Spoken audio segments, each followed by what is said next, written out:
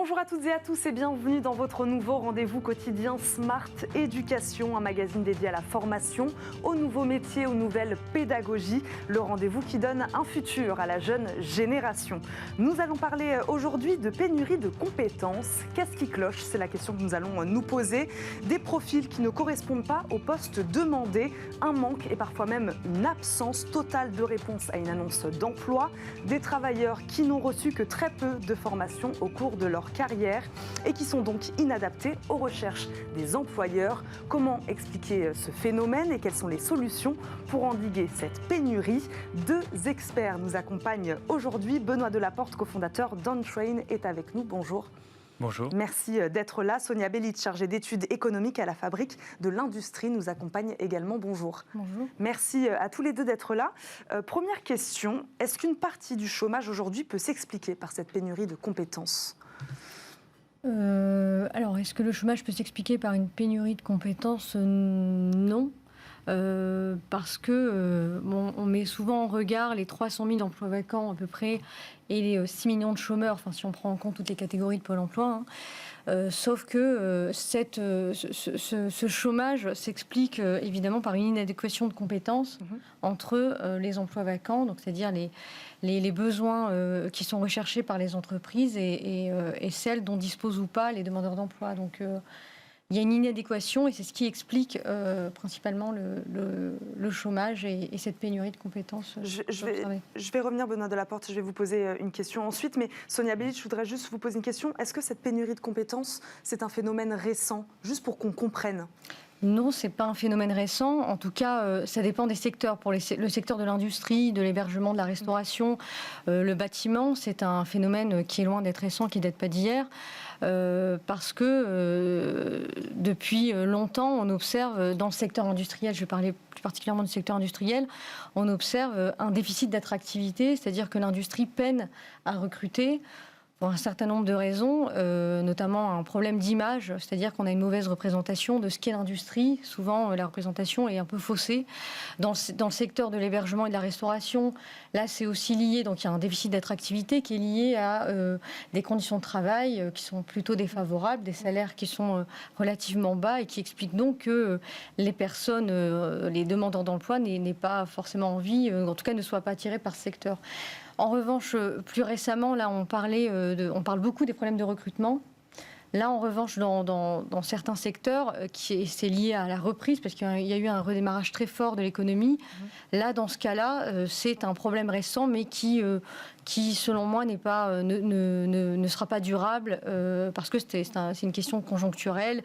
Il y a toujours des frictions sur le marché du travail, c'est-à-dire qu'il y a un délai entre le moment où les entreprises postent leur offre d'emploi et le moment où ils parviennent à pourvoir leur offre. Donc ça dépend des secteurs.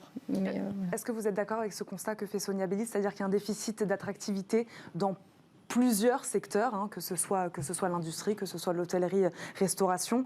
Aujourd'hui, quand même, peut-être un peu plus aussi à tous les enjeux, à tout ce qui touche au numérique, à l'informatique. Il y a ça aussi aujourd'hui, ça qui explique les pénuries de compétences. Oui, excepté que je pense que sur les métiers du digital, de la technologie, les métiers du numérique, je ne sais pas si on peut parler de pénurie. À mon avis, il y a une multiplication des compétences nécessaires pour exercer ces métiers-là. Mais je ne sais pas si on peut déjà parler de pénurie, parce qu'en fait, ce sont des nouveaux métiers. Oui, qui n'existent pas d'ailleurs pour la plupart. Qui n'existent pas, donc je ne pense pas qu'on soit dans une situation vraiment pénurique. Oui. Mais en revanche, il faut être capable de s'adapter très vite à l'évolution de ces nouveaux métiers.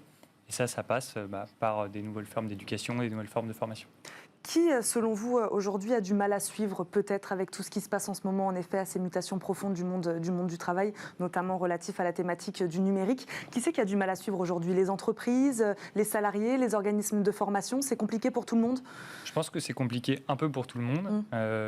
L'éducation et la formation, c'est un vieux monde. Et c'est sain, d'ailleurs, parce que c'est un pilier de la société. Mais en tout cas, je pense que tous les acteurs doivent œuvrer dans le même sens.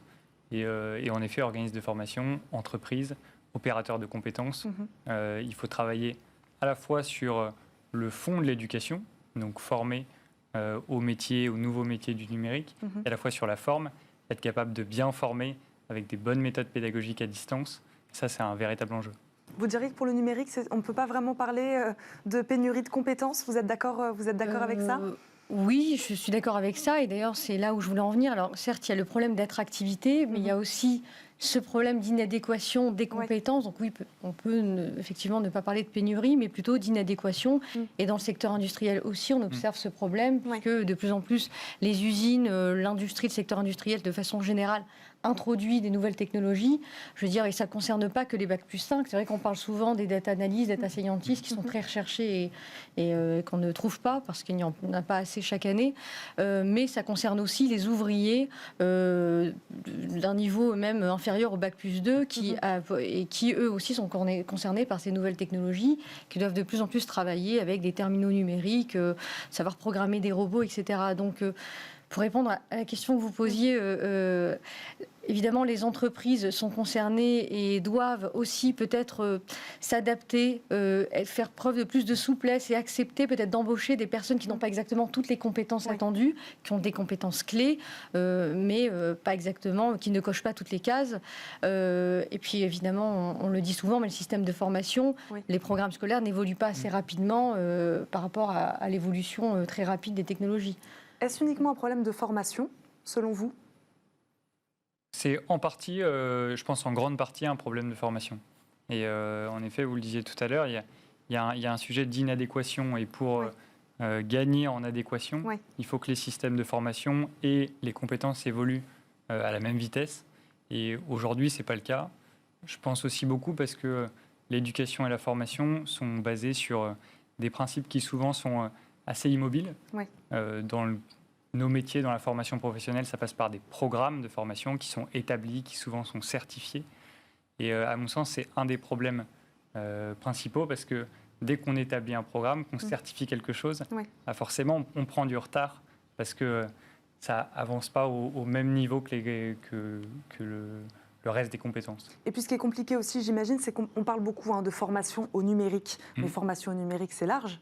Ça veut tout et rien dire. Vous en parliez tout à l'heure, de métiers qui n'existent pas encore, ou de métiers qui existent mais qui ne sont pas encore très développés. Comment s'y retrouver ? Comment faire le tri ? Comment le salarié ou le demandeur d'emploi arrive aujourd'hui à trouver la bonne formation et à savoir où aller ? Oui, il y a un gros enjeu de pédagogie autour de ces métiers. Il faut d'une part les réaliser, comprendre quels sont ces métiers et comment y accéder, et ensuite trouver les bonnes voies d'éducation pour y accéder. Et je pense qu'il y a beaucoup de choses à faire, à la fois dans la formation professionnelle et à la fois dans l'éducation initiale aussi. Les établissements d'enseignement supérieur ont un vrai rôle à jouer pour former sur les nouveaux métiers, mais surtout éduquer, montrer qu'ils sont là et que les salariés vont pouvoir se former sur tout leur cycle professionnel. Il y a un problème de pédagogie, Sonia Bélit, aujourd'hui ? Oui, il y a un problème de pédagogie. J'ajouterais qu'il y a un problème d'orientation. Et alors là, je vais revenir sur le problème d'attractivité de l'industrie, parce que certes, il y a le problème des compétences du numérique, mais il n'y a pas que ça, je le disais. Et aujourd'hui, on oriente peu, pas assez sur les filières professionnelles qui mènent à ces métiers. Et ça, c'est un véritable problème, parce qu'il faut prendre le problème à la racine. Et on devrait donc sensibiliser plus. Je pense que l'un des leviers actionnés, c'est celui-là, sensibiliser les professeurs, les parents, les élèves sur l'industrie, sur les métiers de l'industrie. Donc ça se joue aussi là, donc organiser des visites d'usines, accueillir des professionnels de plus en plus dans les lycées ou dans les collèges pour faire connaître ces métiers de l'industrie. Dès l'orientation, en fait. Ça, c'est un travail qui se fait en amont, parce qu'on parle de salariés, en effet, qui ont une formation professionnelle, mais il faudrait que ça se fasse même bien avant pour éviter aujourd'hui cette pénurie de compétences et ce déficit d'attractivité pour certains secteurs. Oui, de manière générale, je rajouterais aussi que je pense qu'il faut intégrer plus de professionnels dans les cycles de formation. Et que ce soit les cycles de formation initiale dans l'éducation ou les cycles de formation professionnelle. Il faut réintégrer le partage entre pairs, le fait de former par quelqu'un dont c'est le métier. Et sortir du rôle formateur-apprenant. Exactement, ça, sortir c'est un peu du rôle de ancienne école. formateur-professeur. Et donner davantage la parole aux professionnels qui exercent un métier au quotidien et qui sont a priori les mieux placés pour former sur ce métier-là. Comment vous fonctionnez, vous, chez Ontrain ? Alors nous, justement, on a fédéré une communauté qu'on appelle, nous, des trainers, et qui sont des professionnels en activité, qui ont un boulot en parallèle et qui, à côté de ça, animent des sessions de formation sur leur métier. C'est ça. Donc, et vous êtes d'accord avec ça, Sonia Bélit? Oui, tout à fait. Et la formation par ceux qui font. Oui, oui. D'ailleurs, dans le secteur industriel aussi, il y a des alternatives comme celle-là qui sont proposées. Je pense aux écoles de production. Donc, on va former, ce sont des écoles un peu à part, où on va former des jeunes décrocheurs, ce qu'on appelle les NEET aussi, ni en emploi, ni en études, ni en formation, et qui vont être formés dans des écoles dans lesquelles ils vont directement apprendre, essayer des compétences qui sont directement en lien avec les compétences qui sont cherchées par les entreprises industrielles. Donc là, je pense que c'est une bonne alternative également, et qui sont formés, donc pour rejoindre ce que vous disiez, par des professionnels du métier. On parle de compétences très techniques quand on parle de certains secteurs, que ce soit le secteur industriel, que ce soit le numérique. Il y a des compétences très techniques, évidemment, à avoir, à apprendre. On parle aussi beaucoup en ce moment de soft skills. Est-ce qu'ils ne sont pas aussi intéressants? Est-ce qu'il faut d'abord peut-être aussi apprendre à s'adapter aussi pour se former éventuellement plus tard à des choses qui n'existent pas encore, des métiers qui n'existent pas encore. Ça aussi, c'est intéressant. Il faut se former, en effet, sur des compétences techniques, mais apprendre à s'adapter, ça aussi, ça peut être intéressant, Sonia Bélit. Oui, tout à fait. Et là, je pense à d'autres alternatives, comme aux entreprises de l'économie sociale et solidaire, qui, elles, vont s'adresser, donc en l'occurrence, les entreprises de l'insertion par l'activité économique, l'IAE, et qui vont accueillir dans des entreprises des personnes qui sont très éloignées de l'emploi et qui ont des difficultés à la fois professionnelles mais aussi personnelles, donc qui auront du mal justement à apprendre. Et on va les former sur ça. Et je pense que c'est aussi une bonne alternative pour faire se rencontrer les demandeurs d'emploi très éloignés de l'emploi, qui ont du mal à être recrutés, et puis les entreprises qui peinent à recruter. Est-ce qu'il y a de ça aussi, apprendre à s'adapter aujourd'hui dans un monde qui bouge vite? Oui, l'importance des soft skills, c'est sûr. C'est sûr, mais je pense que c'est quelque chose qui existe depuis longtemps. Oui. Et d'ailleurs, la majorité des organismes de formation professionnelle ont axé leur activité là-dessus. Et donc, c'est évidemment important. Il faut un peu des deux. Mais je pense qu'il faut un peu des deux. Et en ce moment, il faut aussi beaucoup de hard skills. Donc, de compétences pour savoir se servir des outils de la technologie. Et à mon sens, en tout cas, c'est davantage un nouveau sujet que celui des soft skills, qui est évidemment clé, mais qui est dans le paysage depuis longtemps. Merci beaucoup à tous les deux de nous avoir accompagnés, d'avoir parlé de pénurie de compétences. Et pas que, d'ailleurs, parce qu'on ne parle pas forcément de pénurie de compétences quand on parle de multiplication de compétences. Exactement. Merci beaucoup à tous les deux de nous avoir accompagnés. C'est déjà la fin de cette émission. Nous, on se retrouve demain, même heure, pour un nouveau numéro de Smart Éducation. À très vite.